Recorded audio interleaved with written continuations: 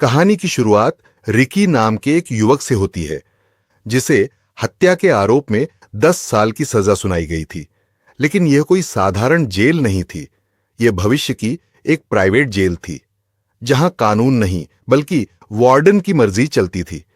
इन दीवारों के भीतर कैदियों की जिंदगी और मौत का फैसला भी वही करता था। एक एक करके सभी कैदी जेल अधिकारियों के सामने अपना नाम और अपना गुनाह कबूल कर रहे थे। लेकिन तभी एक कैदी सबका ध्यान अपनी ओर खींच लेता है। उसका नाम था रिकी। गार्ड्स के आदेशों को नजरअंदाज करते हुए वह सीधे मेटल डिटेक्टर की तरफ बढ़ता है। जैसे ही वह उसके अंदर से गुजरता है, मशीन तेज आवाज में बजने लगती है। गार्ड्स को शक होता है कि उसके पास कोई हथियार छिपा हुआ है, लेकिन जब उसका एक्सरे किया जाता है तो सभी हैरान रह जाते हैं। रिकी की छाती के अंदर 5 गोलियां फंसी हुई थीं।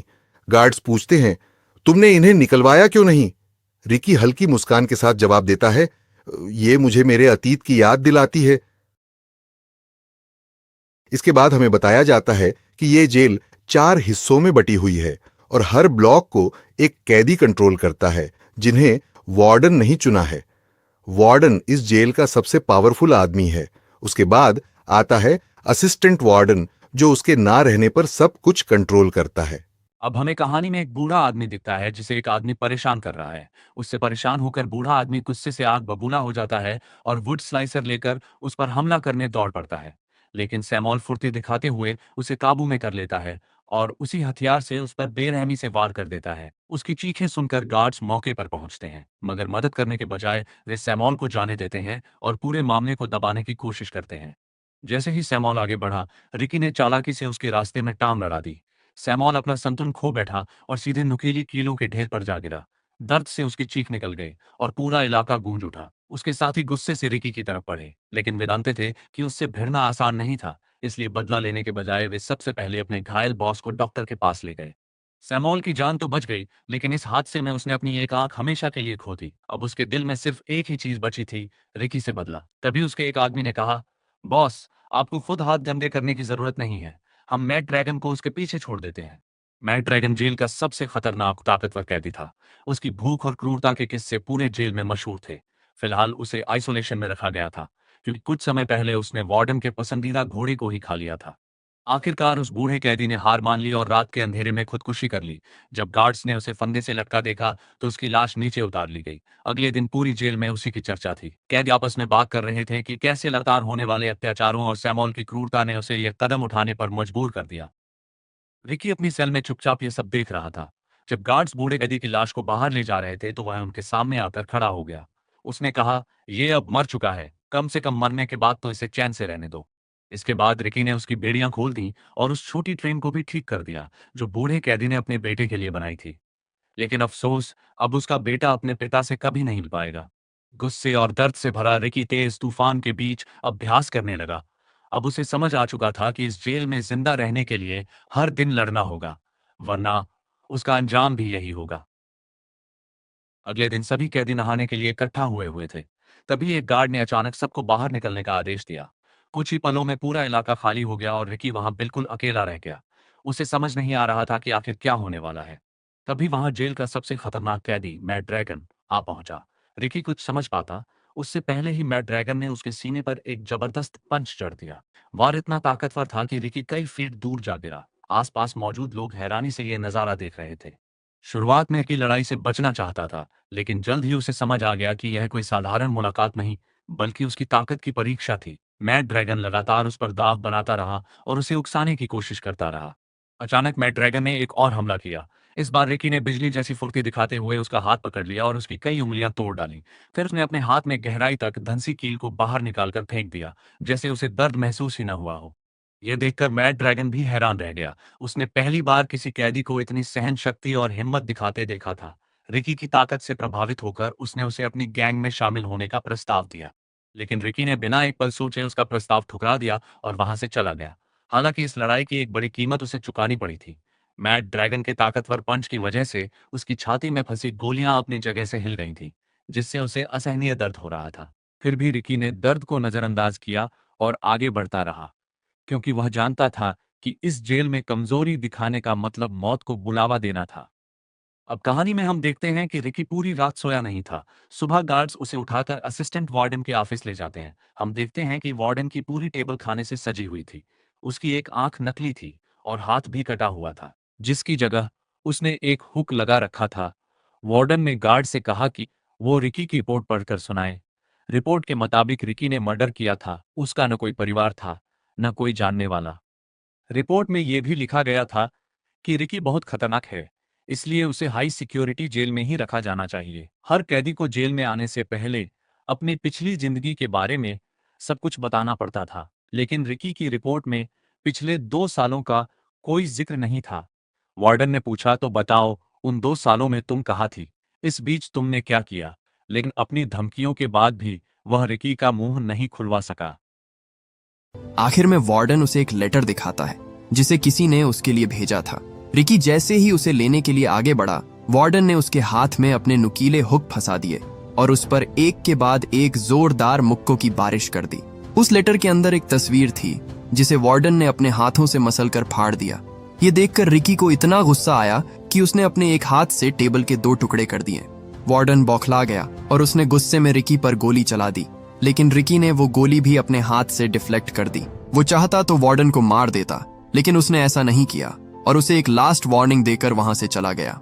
उसी रात रिकी अपनी सेल में बैठा उन दिनों को याद करता है जब वो अपनी गर्लफ्रेंड मिसाई के साथ हंसी खुशी रहा करता था। वो अपनी बांसुरी निकालता है और एक शांत सी धुन बजाने लगता है, वही धुन जो उसे मिसाई की याद दिलाती है।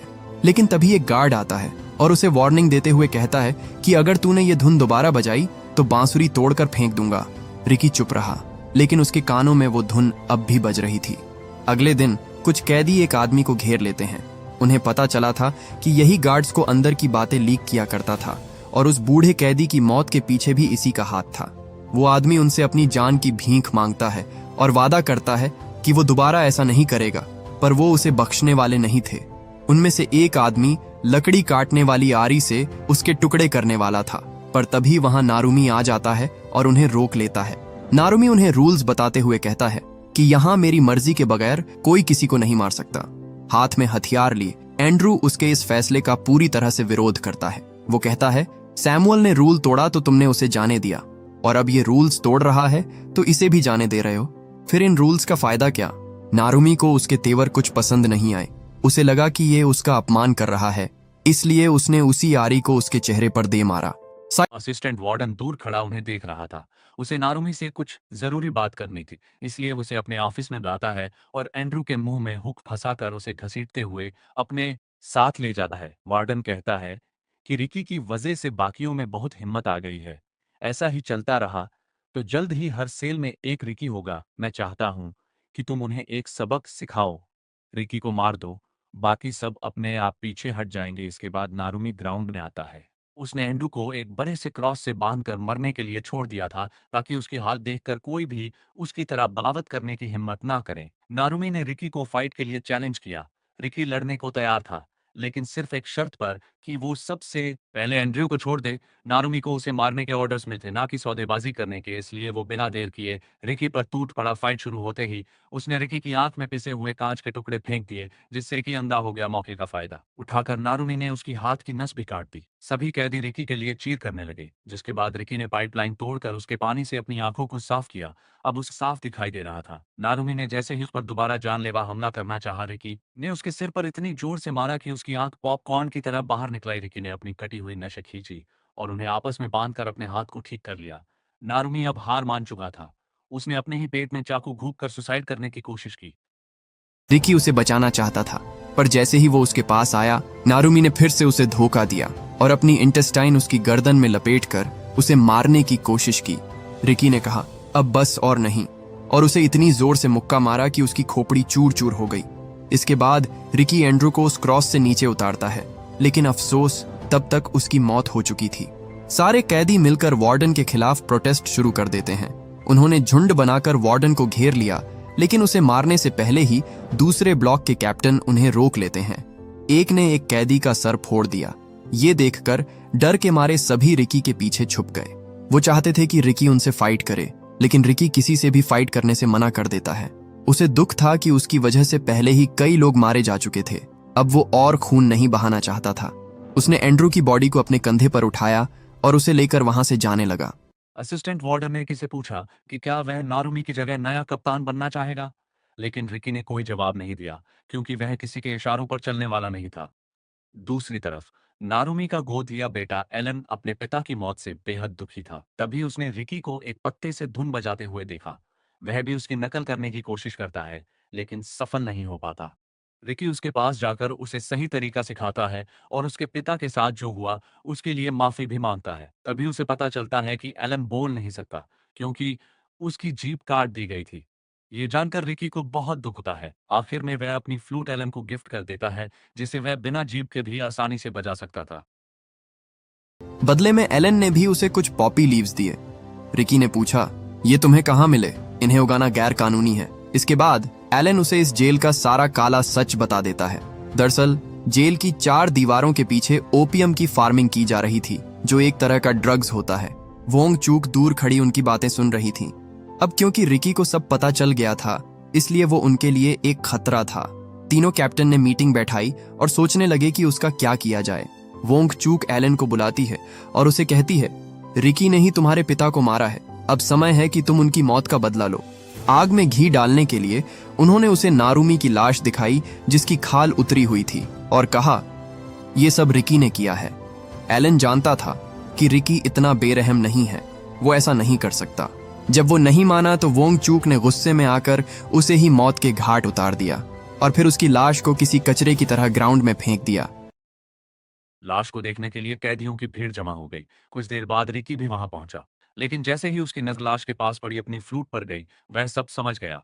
यह एलन की लाश थी। एक और बेगुनाह की मौत ने उसके अंदर का गुस्सा भड़का दिया। इस बार उसने कसम खा ली कि किसी को नहीं छोड़ेगा। तभी अचानक फायर अलार्म बज उठा और पूरे जेल में अफरा तफरी मच गई। वोंगचुक ने बाहर देखा तो उसके होश उड़ गए। रिकी ने पूरे ओपियम फार्म को आग लगा दी थी। अपनी सालों की मेहनत को राख में बदलता देख वोंगचुक का गुस्सा 7वें आसमान पर पहुंच गया। उसने रिकी के सबसे वीक पॉइंट पर अटैक किया, जिसे वो डेड पॉइंट कहती थी। अब रिकी की मौत पक्की थी।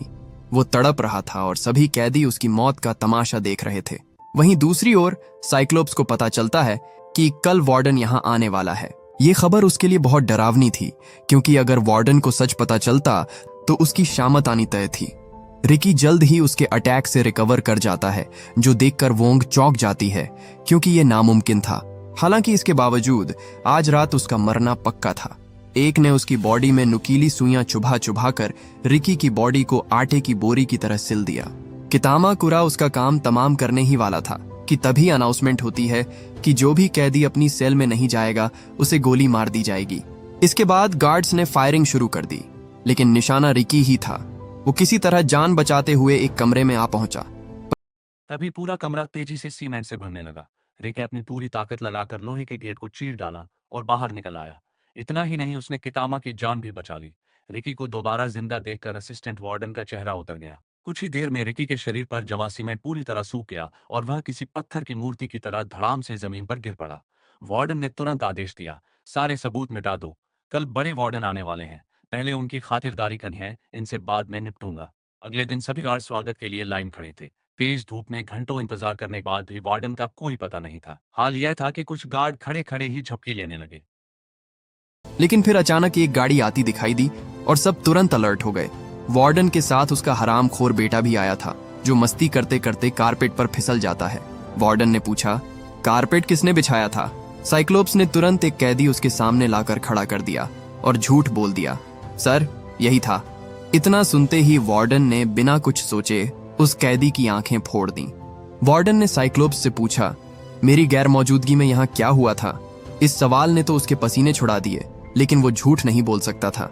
उसने कहा, कुछ कैदी बगावत पर उतर आए थे तो हमें उनमें से कुछ को मारना पड़ा। वार्डन ने कहा, हर महीने यहाँ कोई ना कोई मर ही जाता है। तुम जानते हो कि पूरे देश में इससे सस्ते मजदूर हमें कहीं नहीं मिलेंगे। उन्हें भूख या बीमारी से मरने मत दो, जिंदा रखो ताकि काम होता रहे। खैर, इतना तो वार्डन ने बर्दाश्त कर लिया। लेकिन जैसे ही वार्डन को पता चला कि उसका पूरा ओपीएम फार्म जलकर राख हो चुका है, उसे जोरदार हार्ट अटैक आ गया। असिस्टेंट मैनेजर ने तुरंत दवा देकर उसकी जान बचा ली, लेकिन उसका गुस्सा अब सिर्फ रिकी की मौत से ही शांत हो सकता था। उधर रिकी अभी भी सीमेंट में जकड़ा हुआ था। तभी वार्डन उसके सामने आया और अगले ही पल रिकी ने सीमेंट की मोटी परत तोड़ डाली। उसने झपट कर वार्डन की गर्दन पकड़ ली और उसकी जान लेने ही वाला था कि तभी कितामा पीछे से आया और एक जोरदार लात मारकर रिकी को दूर फेंक दिया। इसके बाद उसने रिकी के हाथों को जेल की सलाखों में जकड़ दिया और उसे मार मार कर उसकी हालत खराब कर दी। इसके बाद उसने रिकी का सिर पकड़ा और उसे इतनी जोर से दबाया कि उसके सिर से खून बहने लगा। इससे पहले कि वो रिकी के 2 टुकड़े कर देता, रिकी पलटवार करता है और कितामा के जबड़े पर इतनी जोर से मुक्का मारता है कि उसका जबड़ा तरबूज की तरह फट जाता है। कितामा को हारता देख वार्डन ने एक बटन दबाया और जेल की छत धीरे धीरे नीचे आने लगी। रिकी ने हाइड्रोलिक प्रेस को रोकने की पूरी कोशिश की, लेकिन उसमें अब उतनी ताकत नहीं बची थी। ऊपर से वार्डन ने उस पर स्टन गन से 1 लाख वोल्ट का झटका भी दे दिया, जिससे रिकी और कमजोर हो गया। रिकी को मारने के चक्कर में वो ये भूल ही गए थे कि कितामा भी अंदर फंसा हुआ था। अपने साथ ये धोखा होते देख कितामा ने रिकी की मदद की और उसे अपनी जान बचाने को कहा। रिकी तो बच गया, लेकिन कितामा उस हाइड्रोलिक प्रेस के नीचे दबकर मारा गया। रिकी वार्डन को खत्म करने के लिए आगे बढ़ ही रहा था कि तभी वार्डन ने एक बटन दबाया और उसके पैरों के नीचे की जमीन खुल गई। रिकी सीधा एक गहरे गड्ढे में जा गिरा। इसके बाद उसे जंजीरों में जकड़कर सभी कैदियों के सामने लाया गया। वार्डन ने आदेश दिया कि सभी कैदी बारी बारी से रिकी को दफनाना शुरू करें। कुछ कैदियों ने इस क्रूर सजा का विरोध किया और साफ कह दिया कि ये रिकी की मौत में उसका साथ नहीं देंगे। ये सुनते ही वार्डन ने उन कैदियों को गोलियों से मरवा दिया। ये देखकर बाकी कैदी डर गए और मजबूर होकर रिकी पर मिट्टी डालने लगे। फिर वार्डन ने ऐलान किया कि 7 दिन बाद रिकी को दोबारा बाहर निकाला जाएगा और अगर वह तब तक जिंदा रहा तो उसकी सारी गलतियां माफ कर दी जाएंगी। लेकिन ये सिर्फ एक धोखा था, क्योंकि वार्डन अच्छी तरह जानता था कि बिना खाना और पानी के कोई इतने दिन जिंदा नहीं रह सकता। रिकी को सांस लेने के लिए सिर्फ एक पाइप दी गई और फिर उसे पूरी तरह मिट्टी में दफना दिया गया। समय बीतता गया और पूरे जेल में बस एक ही चर्चा थी, क्या रिकी अभी भी जिंदा होगा या कब का मर चुका है। पर तभी उन्हें जमीन के नीचे से एक धुन सुनाई देती है, जिसे रिकी अपने मुंह से बजा रहा था। उसे जिंदा पाकर सभी में खुशी की लहर दौड़ उठी। एक डॉग वहीं पास में टहल रहा होता है। वोंग उसे मारकर उसके लिवर को पाइप में डाल देती है ताकि रिकी को ऑक्सीजन ना मिले। इसके बाद हमें एक फ्लैशबैक दिखाया जाता है, जिसमें हम रिकी की गर्लफ्रेंड मिसाई को देखते हैं। एक दिन जब मिसाई लाइब्रेरी से वापस लौट रही थी, तभी उसने कुछ लोगों को देखा जो ड्रग्स ले रहे थे। उसने तुरंत वहां से भागने की कोशिश की, लेकिन उन्होंने उसे पकड़ लिया और एक होटल में ले आए। पर जैसे ही मिसाई को होश आया, वो वहां से भाग गई और खुद के साथ कुछ गलत होने के डर से वो छत से कूदकर सुसाइड कर लेती है। जब रिकी को इसके बारे में पता चला तो वो गुस्से में ड्रग डीलर के पास गया। उसे देखकर उसने रिकी पर एक के बाद एक कई गोलियां चलाई, लेकिन रिकी सब कुछ सहते हुए आगे बढ़ा और उसे मार दिया। यही उसका जुर्म था, जिसके लिए उसे 10 साल की सजा मिली। उधर देखते ही देखते 7 दिन पूरे हो गए और रिकी को बाहर निकालने का समय आ गया। वार्डन ने जेसीबी मशीन से खुदाई करवाई और उसे मिट्टी से बाहर निकाला। जब उसकी नब्ज चेक की गई तो सभी हैरान रह गए। रिकी की सांसें अब भी चल रही थीं। अब वार्डन समझ चुका था कि रिकी कोई आम इंसान नहीं है। उसे लगा कि ऐसे आदमी से दुश्मनी नहीं बल्कि दोस्ती करना ज्यादा फायदेमंद होगा। इसलिए उसने रिकी को दोबारा कैद में डाल दिया। वार्डन ने उसकी रिपोर्ट पढ़ी तो पाया कि उसके अंदर कुछ डिटेल्स मिसिंग थीं। उसने रिकी से पूछा कि तुम हमसे क्या छुपा रहे हो, बताओ, वरना ये लोग तुम्हें मार देंगे। रिकी काफी टॉर्चर के बाद भी उन्हें कुछ नहीं बताता। योमी समझ गई थी कि ये ऐसे अपना मुंह नहीं खोलेगा। उसने कुछ ब्लेड्स पीस कर रिकी के मुंह में डाल दिए और उसे बंद करके उसे एक के बाद एक कई तमाचे जड़े। ब्लेड रिकी के मुंह को चीरते हुए उसे पूरा खून से लालम लाल कर देते हैं, पर फिर भी रिकी आखिर तक टिका रहा। इसके बाद उन्होंने उसे सेल में फेंक दिया। वो भूख और प्यास से तड़प रहा था। लेकिन उसी रात एक कैदी चुपके से रिकी के लिए खाना लेकर आया। उसे खाकर रिकी को थोड़ी ताकत मिली, मगर यह सब जेके खबरी ने देख लिया और तुरंत गार्ड्स को खबर दे दी। अगले ही दिन असिस्टेंट वार्डन उस कैदी के सेल में पहुंचा। उसे बेरहमी से मार डाला और उसकी लाश घसीटते हुए रिकी के सामने ले आया। कई बार आवाज देने के बाद भी जब रिकी ने दरवाजा नहीं खोला तो असिस्टेंट वार्डन गार्ड्स के साथ अंदर घुस गया। जैसे ही रिकी को पता चला कि उसकी मदद करने वाले कैदी को मार दिया गया है, उसका गुस्सा फूट पड़ा। उसने असिस्टेंट वार्डन की बुरी तरह पिटाई कर दी। किसी तरह जान बचाकर वह वहां से भागा, लेकिन बाकी कैदियों ने उसका पीछा किया, उसे पकड़ लिया और जमकर पीटा।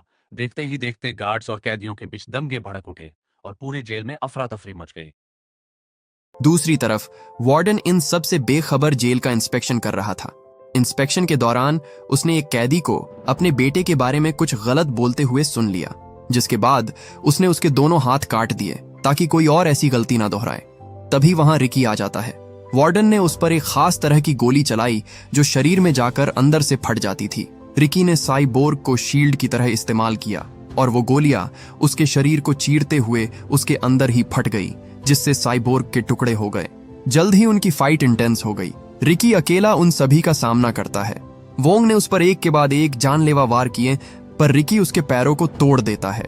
दूसरा कप्तान उसकी यह हालत देखकर डर गया और भागने की कोशिश की, लेकिन वार्डन ने उसे खुद ऊपर वाले के पास पहुंचा दिया। अब वार्डन और रिकी आमने सामने थे। वार्डन गार्ड्स को उसके बेटे को वहां से दूर ले जाने को कहता है।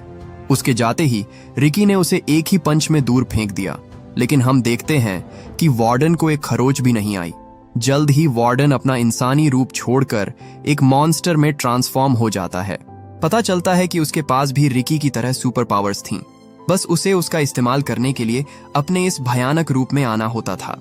रिकी ने उसे एक पंच मारा जो सीधा उसके पेट के पार चला गया, लेकिन वार्डन को कुछ महसूस नहीं हुआ।